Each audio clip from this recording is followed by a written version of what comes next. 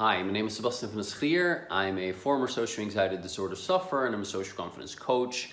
And I'm the host of the Social Anxiety Solutions podcast and the creator of the first online social confidence community. Now, in this video, I'm going to give you a quick tip and insight. And this is the topic. Change yourself from the inside and your relationships with others will change. All right, so a lot of people with social anxiety, they have challenging relationships in their life. They might have a boss who's an asshole, or they might have a colleague that they feel really uncomfortable with, or they might have that friend that is a friend of their friend group that kind of bullies them or puts them down. Or maybe there's this girl that is always really mean to you. Usually there's something, some kind of difficult relationships in your life. And, when I then work with clients, they're complaining about this person. And they're like, well, if this person or these people weren't in my life, things would be so much easier and I wouldn't be so anxious. Sure. However, the challenge is, and this one is obvious, you can't change people, right? You can't change the outside world to fit to your liking. But what you can change is yourself on the inside and your reaction to these people. And what you'll find is that when you change things on the inside, the outside will start to shift and change. Your relationship with others will start to change when you change the relationship with yourself on the inside. Okay, so how does that work? Well, you are constantly sending out a message to other people, but it's mostly nonverbal. It's about the way you make or do not make eye contact, the way you hold eye contact, your body language, your posture, the tone of voice. All of that communicates a message that people pick up on. And if that message is, I'm not important, or I'm a loser, or I don't deserve respect, then people will pick up on that and react accordingly. So when I work with my clients and they say, for example, that they have a difficult boss, I just worked with a client about that the other week.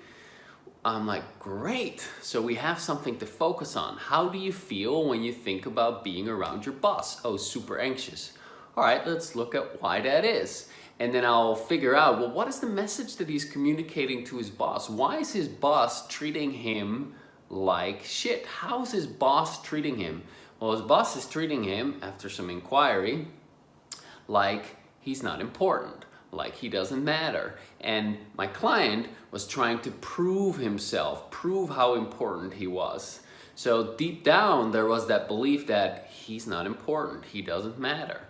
Now that belief comes from somewhere, early relationships with mom and dad, growing up. That's where that belief is formed. And so that belief of I'm not important is broadcasted to the world in the way, as a result of the way he behaves, the way he makes eye contact, the way he holds back, the way he doesn't speak his truth, and so on. And it also leads to anxiety, because if you're not important and other people are important, then careful, don't speak up, because if you actually speak up, you might upset the really important ones, right?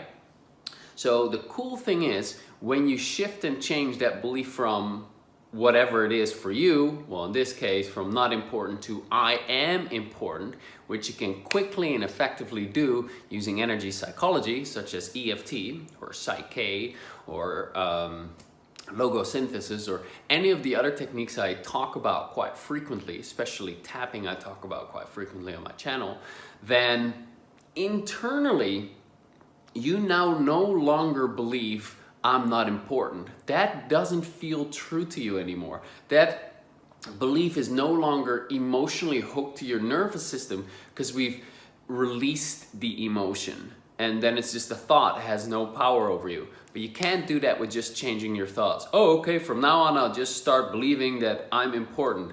Unfortunately, it doesn't work that way, because you have a lot of evidence to back up that you are indeed not important. And with evidence, I'm talking about the repetitive negative experiences that you had in your early childhood, or maybe traumatic events that confirm to you that indeed you're not good enough, or it's either where you learned or where it confirmed to you that you're not important. Now, when you release that, when you use these energy psychology techniques to release the emotional charge, then the belief I'm not important no longer feels true. And then when you feel you are important, now you're communicating a totally different message to people.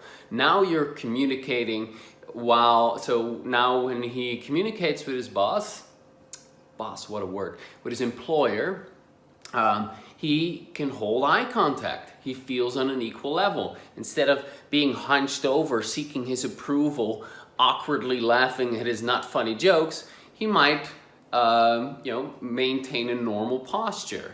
He'll sit differently.